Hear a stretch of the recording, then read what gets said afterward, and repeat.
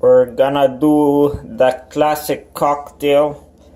Just a banana and a little milk and a sweetener really quickly for a quick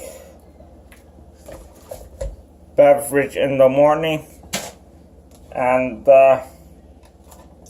it's a bit foggy. I did some spices in the blender here. I got maple syrup.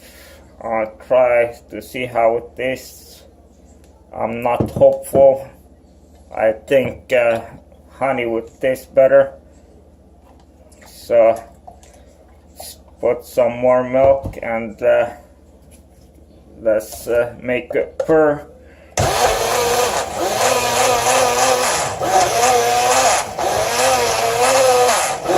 Not very loud. Okay, off and going now. It's really quick.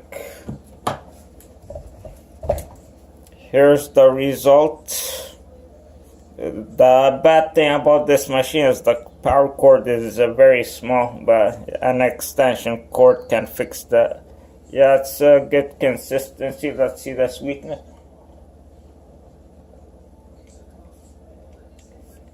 Perfect.